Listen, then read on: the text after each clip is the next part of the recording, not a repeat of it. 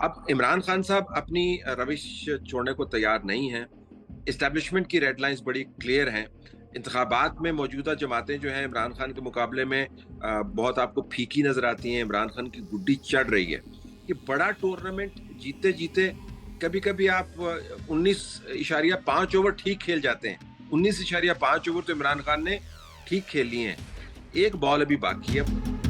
جو ڈالر کا مسئلہ ہے نا وہ ڈار صاحب نے جو کہتے ہیں نا کہ ریڈنگ دا روم، انہوں نے کمرے کو صحیح طریقے سے نہیں پڑھا. ان کے اوپر الزام یہی تھا کہ جب بھی ڈالر روپے کی بات ہوتی تھی ڈار صاحب سے پوچھا جاتا تھا کہ روپیہ کدوں ٹھیک ہوئے گا، ڈالر کدوں جڑا تھلے آئے گا. اگر فائنینشیل ایمرجنسی کی صورتحال ہے تو پھر سارا الیکشن کا شیڈیول جو ہے وہ اس میں رفڑ پڑ سکتا ہے. لیکن معاشی ایمرجنسی لگا کر نون لیگ بہت بڑی کاسٹ پے کرے گی. عمران خان نے نام نہیں دیے، اشارے بڑے واضح ہیں.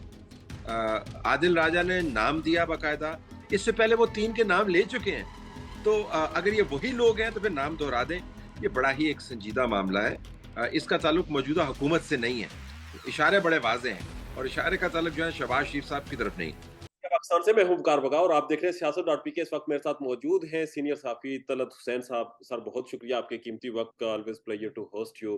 طلعت صاحب، اس وقت الیکشن کمیشن نے صدر کے ساتھ جو تاریخ تھا ایک معاملہ وہ طے ہو گیا ہے، تاریخ کا اعلان بھی ہو گیا ہے، سپریم کورٹ کے فیصلے کو آگے بڑھایا گیا ہے. آپ کو کیا لگتا ہے کہ الیکشن کی تاریخ کا جو اعلان ہوا ہے تو اس پہ الیکشن ہوتے نظر آ رہے ہیں آپ کو؟ دیکھیں، اس سے نکلنے کی اب گنجائش نہیں ہے کیونکہ حکومت نے یہ فیصلہ کیا تھا کہ وہ ریویو پٹیشن میں نہیں جائے گی. کچھ گھنٹوں کے لیے انہوں نے کوئی سپیریئر میتھس کرنے کی کوشش کی کہ یہ 3-2 نہیں ہے جی، یہ 4-3 ہے، لیکن وہ بات بنی نہیں.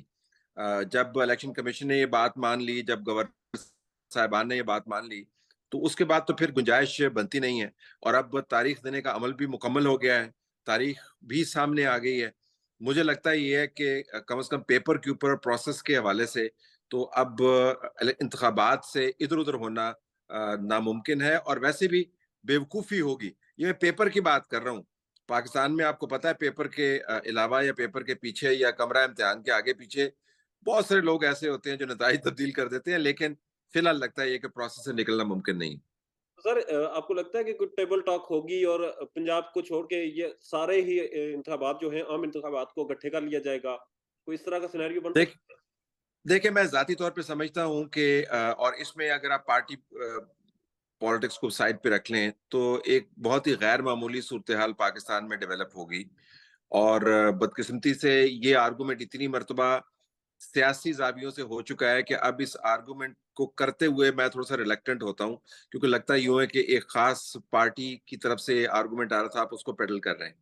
لیکن میں جنرلی سمجھتا ہوں کہ انتخابات 2 اسمبلیوں کے اندر ہونا اور اس کے بعد دوسری 2 اسمبلیوں اور اس کے ساتھ قومی انتخابات کا ہونا کسی اور وقت پر، دونوں کا جو سینسس کا بیس ہے وہ مختلف ہوگا. دونوں کی حلقوں کی ڈیلیمیٹیشن مختلف ہوگی، حلقوں کا سائز مختلف ہوگا.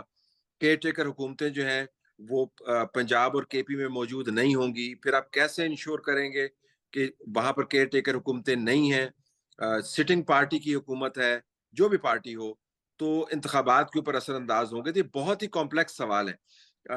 میرا خیال ہے کہ مناسب ہوتا کہ یا تو ان انتخابات کی ڈیٹ کو قومی انتخابات اور دوسری اسمبلیوں کے انتخابات کی ڈیٹ سے نتھی کر دیا جاتا، یا ان کو بھی پھر تحلیل کر دیا جاتا. لیکن اب بھی مجھے لگتا ہے یہ ممکن نہیں ہے کیونکہ مرکز والے تو چھوڑیں گے نہیں.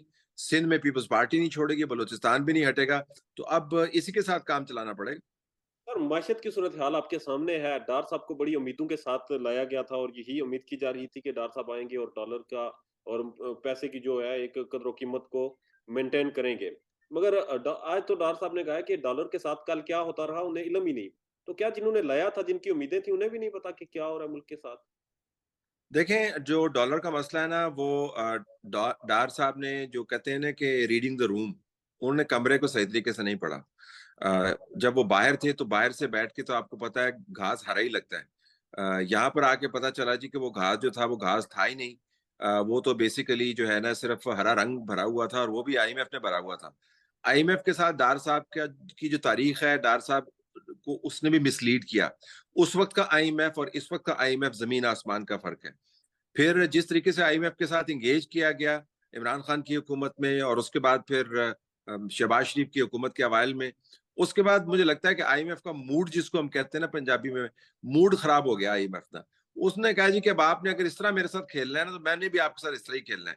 تو ڈار صاحب کے پاس جو روم ٹو مینوور ہے وہ بالکل بھی نہیں تھا. اب ان کا یہ کہنا جی کہ مجھے پتا نہیں تھا ڈالر کے ساتھ کیا ہو رہا ہے, روپے کے ساتھ کیا ہو رہا ہے. بنیادی طور پر وہ یہ کہہ رہے ہیں کہ اگر آپ نے مارکیٹ فورسز سے ڈٹرمن کروانا ہے تو پھر میرے سے سوال نہ کریں. یہ ان اے وے آرگومنٹ درست ہے, کیونکہ عموماً ان کے اوپر الزام یہی تھا کہ جب بھی ڈالر روپے کی بات ہوتی تھی ڈار صاحب سے پوچھا جاتا تھا کہ روپیہ کدو ٹھیک ہوئے گا, ڈالر کدو جڑا تھلے آئے گا. تو اب وہ کہہ رہے ہیں یار مارکیٹ فورسز ڈٹرمن کر رہی ہیں جو آئی ایم ایف کی ریکوائرمنٹ ہے, تو آپ مجھ سے نہ پوچھیں. لیکن آئی ایم ٹیلنگ یو کہ یہ بہت بڑی کاسٹ پے کی ہے نون لیگ نے یہ مفروضہ بنا کے کہ ڈار صاحب آئیں گے اور حالات ٹھیک ہوں گے. سر گزشتہ 2 دنوں میں جو کچھ ہو رہا ہے معیشت کے ساتھ اور ملکی حالات کے ساتھ, آپ کو لگتا ہے کہ معاشی ایمرجنسی کسی صورت میں لگ سکتی ہے؟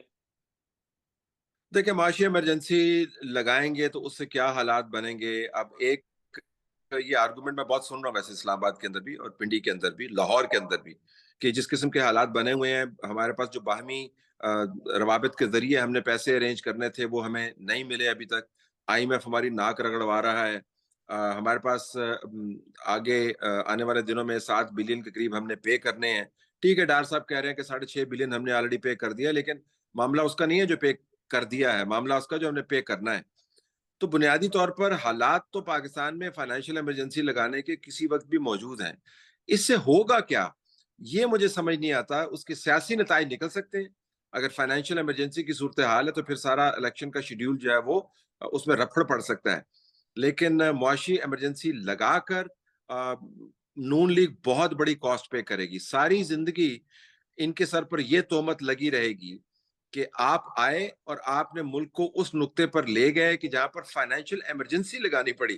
تو میرے خیال میں اس کی کاسٹ ان کے لیے بہت زیادہ ہے. بابر اعوان نے ایک پریس کانفرنس کی, انہوں نے ذکر کیا کہ عمران خان کی جان کو خطرہ ہے, اور عمران خان پہلے بھی یہ بات کہہ چکے ہیں. آج بھی انہوں نے صحافیوں سے ملاقات میں کہا کہ ان کی جان کو خطرہ ہے, اور ویڈیو میسج جو ہے وہ انہوں نے ریکارڈ کرا کے بیرون ملک میں محفوظ کروایا ہوا ہے.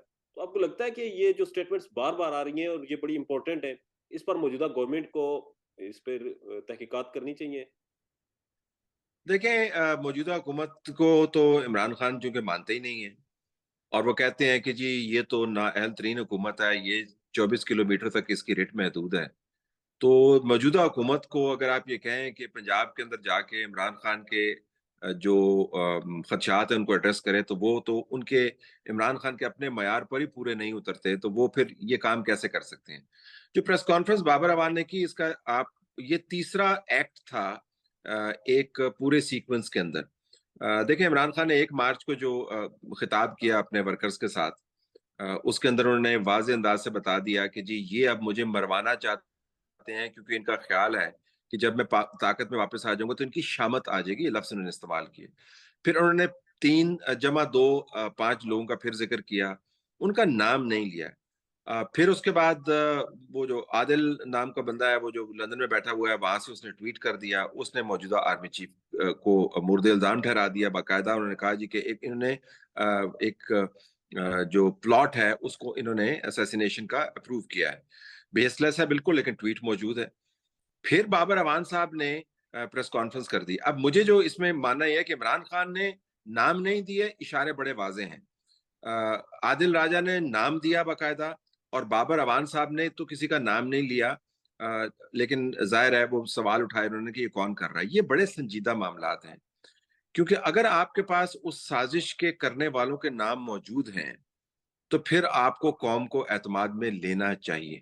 اگر آپ نام نہیں لیتے ہیں, جو میرا اعتراض ہے بابر اعوان کی پریس کانفرنس کے اوپر, کہ آپ کو تو وضاحت کرنی چاہیے نا کہ یہ کون کر رہا ہے. اگر آپ کو سازش کا علم ہے تو سازشی کا بھی علم ہوگا, اور اگر آپ اس کا نام لے سکتے ہیں تو کیوں اس کا نام نہیں لے رہے, اور نہ لے کے آپ کس طرف اشارے کر رہے ہیں. دیکھیں یہ اسٹیبلشمنٹ کی طرف واضح اشارہ ہے. میں نے اس کو ٹویٹ کر دیا. وہ بابر اعوان کے جو بیٹے ہیں انہوں نے کہا جی کہ آپ جو ہے وہ واٹس ایپ صحافت نہ کریں اور شاہ سے زیادہ شاہ کے وفادار نہ بنیں. اب شاہ کا وفادار کون ہے اس کا سب کو پتا ہے, میں تو اس میں نہیں جاؤں گا. لیکن یہ سوال واقعتاً اٹھتا ہے کہ آپ کا اشارہ کس طرف ہے, بالخصوص جب عمران خان صاحب نے 5 افراد کے نام جو ہے محفوظ کیے ہوئے ہیں, اور محفوظ کر کے ویسے میں حیرانی ہے محفوظ کیوں کیے ہوئے ہیں. اس سے پہلے وہ 3 کے نام لے چکے ہیں.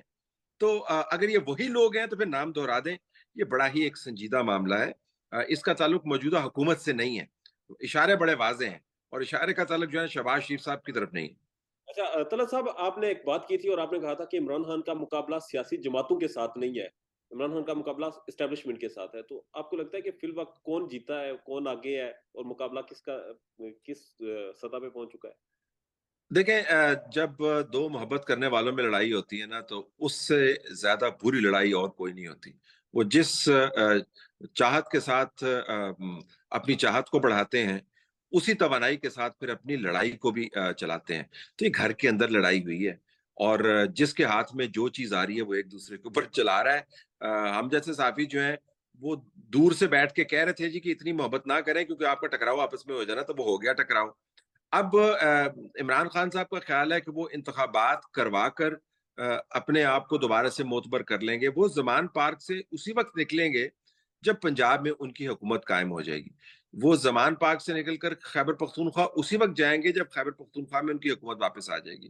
لیکن اسٹیبلشمنٹ کا ماننا یہ ہے کہ عمران خان صاحب نے اپنی زبان سے، اپنے اعمال سے اور اپنے بین الاقوامی تعلقات سے، اور میں بڑی احتیاط سے یہ لفظ استعمال کر رہا ہوں، اپنے بین الاقوامی تعلقات سے ماحول ایک ایسا پیدا کر دیا ہے کہ جب بھی وہ طاقت میں آئیں گے اس ملک کے اندر ڈویژن کے علاوہ اور کچھ آپ کو نہیں ملے گا۔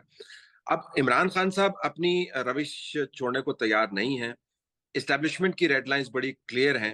انتخابات میں موجودہ جماعتیں جو ہیں عمران خان کے مقابلے میں بہت آپ کو پھیکی نظر آتی ہیں۔ عمران خان کی گڈی چڑھ رہی ہے۔